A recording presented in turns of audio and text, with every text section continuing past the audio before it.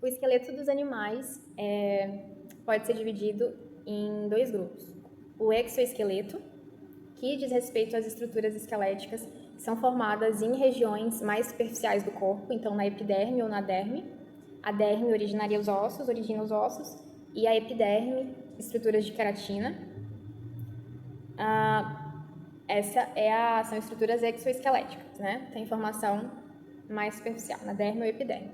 E as estruturas endoesqueléticas, né? Nesse grupo, alguns ossos são formados assim, cartilagem, a notocorda, e a formação é profunda, né? Essas estruturas são formadas em regiões mais profundas do corpo e não relacionadas diretamente com a derme.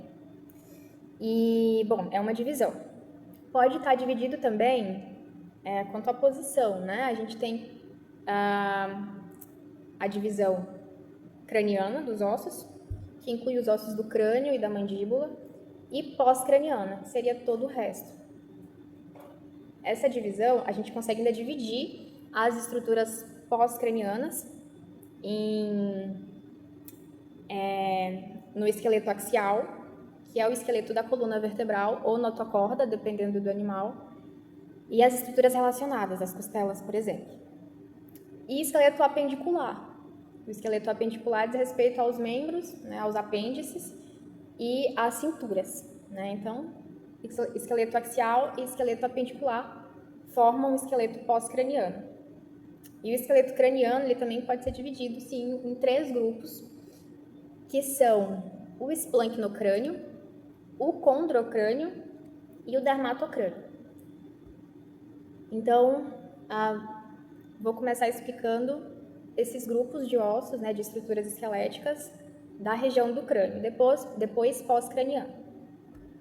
O esplancnocrânio, ele tem uma origem filogenética, ele é mais antigo filogeneticamente do que esses outros grupos, do que o dermato e o condrocrânio. E também é o primeiro a ser formado no desenvolvimento ontogenético do animal. E o esplancnocrânio, ele está relacionado com os arcos branquiais dos peixes. Ele é os arcos branquiais dos peixes, né? Então, desde os peixes sem mandíbula, os agnatos, existem esses arcos branquiais relacionados às fendas branquiais, que são estruturas sinapomórficas de cordado, então todo cordado tem. Mas então, os arcos branquiais nos vertebrados sem mandíbula são vários arcos. E eles não derivam outras estruturas, né? Não vão derivar. Então, são aqueles arcos. A utilização desses arcos é alimentar e respiratório. Já nos vertebrados com mandíbula, esses arcos vão dar origem ao arco mandibular, né? A região da mandíbula, as duas cartilagens, né? A palato quadrado e a cartilagem de Meckel. E o segundo arco branquial vai dar origem ao arqueoide, que sustenta a mandíbula, né? Ao arqueoide, ao hio mandibular, que sustentaria a mandíbula. Em tetrápodes, esse arqueoide, ele ainda pode migrar para a região do ouvido médio e formar a columela, que é um ossinho auditivo que transmite o som do ouvido médio para o ouvido interno, né? Que tem essa função, junto com outros ossos. Mas ele vai transmitir o som. Isso em tetrápode. E esses arcos branquiais, então, eles derivam várias outras estruturas. O esplancnocrânio ele vai estar muito relacionado, então, com a alimentação, que a grande diferença é essa, né? O surgimento das mandíbulas, da mandíbula, né? Da maxila superior e inferior. E a sustentação do arco mandibular. E isso vai estar relacionado com a alimentação. Nos peixes sem mandíbula, a alimentação era passiva. Então, se alimentavam por filtração ou parasitando. Nos animais, nos peixes com mandíbula, aí a alimentação é ativa. Então, eles vão predar, vão buscar por presas. Então, muda o comportamento alimentar. O condrocrânio, ele vai estar relacionado com estruturas que formam ali a base para o encéfalo. Então, o encéfalo vai estar intimamente ligado ali à região ao condrocrânio. E o condrocrânio também são as regiões que protegem os nossos órgãos sensoriais, que a gente chama de cápsulas sensoriais. Essas cápsulas podem se ossificar, né? Varia bastante. Então, dois tipos de células embrionárias dão origem às estruturas do condrocrânio. Então, células da crista neural vão formar as cápsulas de proteção, né? Óptica, também nasal e as trabéculas anteriores. Já os paracordais e também a notocorda, parte da notocorda é aproveitada para a formação do condrocrânio, vão ser de origem mesenquimal da mesoderme. Todas essas estruturas, elas vão se fundir, se unir, vão proteger o crânio, né? Vai ser a base ali que sustenta proteger o encéfalo, desculpa, a base que sustenta o encéfalo. E vai estar intimamente relacionada ao encéfalo e também intimamente relacionada ao dermatocrânio, que vai cobrir ali toda essa região, né? O dermatocrânio, nos tetrápodes, ele cobre todo o crânio e mandíbula. Então, vai ser o terceiro grupo, né? O dermatocrânio. Está associado também aos ossos do teto do crânio. Eles vão surgir de tecidos mesenquimais e ectomesenquimais, que são ossificados a partir do processo de ossificação intramembranosa. Os ossos do dermatocrânio, eles podem ser divididos em várias séries, né, de ossos. Por exemplo, seguindo a imagem que vai estar do lado, vão ter as séries faciais, né, incluindo os ossos aí do maxilar, pré-maxilar. Vai ter também a série orbital, que inclui o lacrimal, o pós-orbital, o pró-óptico. A série mediana, que inclui os ossos frontais, os parietais aí do topo do crânio, os pós-parietais. A série palatina também, a série da mandíbula. Então, todas essas séries juntas são dermatocrânio.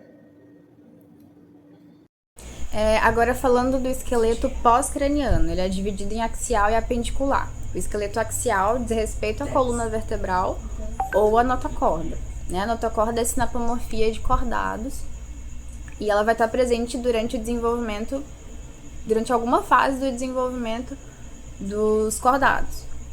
Mas ela é substituída completamente por uma coluna vertebral completa lá em Osteoictes, né? As vértebras aparecem antes, mas a coluna vertebral completa em Osteoictes. Mas ainda assim existem alguns animais que conservam a notocorda. Um exemplo é os esturjões, que são actinopterídeos, então são osteíctes mais basais. A coluna, ela pode desenvolver costelas, então, né? As costelas estão relacionadas à proteção dos órgãos dessa região, o coração e o pulmão, e formam aí a caixa torácica. Agora falando do esqueleto apendicular, inclui as cinturas e os membros, né? A cintura peitoral, por exemplo, ela inicialmente nos peixes, ela vai estar unida à parte posterior do crânio, à base do crânio, através de um osso da cintura peitoral chamado cleitro. E aí vai ter essa ligação. A cintura não vai estar sustentada pela coluna vertebral, não tem ligação com a coluna, mas tem todo um conjunto de músculos ali que sustentam a cintura peitoral. Em tetrápoda, a cintura peitoral, ela vai perder então conexão com a base posterior do crânio e vai estar ligada então às costelas, mas ainda com fixação muscular, né? Não vai perder. A cintura pélvica, ela em tetrápodes vai estar completamente fusionada às vértebras da região sacral. Ela vai ser sempre formada por 3 elementos nos tetrápodes, isso dificilmente muda. Acredito que não muda, mas então são 3 elementos. O ilho, que faz a ligação com a costela, o isquio, que é voltado para trás, e o pubis voltado para frente. Nos peixes, essa cintura pélvica vai ser composta por apenas um elemento, que é o base pterígio. Em tetrápodes, esses 3 elementos, é constante. As vértebras cervicais são as vértebras do pescoço, e peixes não têm pescoço, né? Mas nos anfíbios, eles vão ter uma vértebra cervical. Em mamíferos, que já são bem mais derivados, eles vão conter 7 vértebras cervicais. Então, começando com o atlas, o axis e as demais vértebras, né? Então, varia. Já os apêndices corresponde às nadadeiras, né? Aos braços, pernas, asas. E os peixes, né? Começando com os peixes, eles vão ter nadadeiras pares e ímpares. As nadadeiras, de modo geral, vão ser sustentadas pelos pterigióforos, né? Que sustentam os raios das nadadeiras, que são os lepidotríqueos ou ceratotríqueos nos peixes cartilaginosos. Lá em sarcopterígio, isso já muda um pouco. Os sarcopterígios, eles podem até possuir o húmero, o rádio e a una, né? Sarcopterídeos ali mais próximos dos tetrápodes, eles vão ter todos esses ossos que são homólogos às estruturas, aos membros dos tetrápodes, né? Então, os tetrápodes já vão ter um húmero, rádio e una, os carpais, os metacarpais e as falanges, nos membros superiores, né? Aqui da cintura peitoral. E nos inferiores vão ter o fêmur, a fíbula e a tíbia, os tarsos e metatarsos e as falanges. Que vai ser, tirando as falanges, os tarsos, metatarso, ou metacarpo e carpo, são estruturas que são homólogas às dos peixes de nadadeira lobada.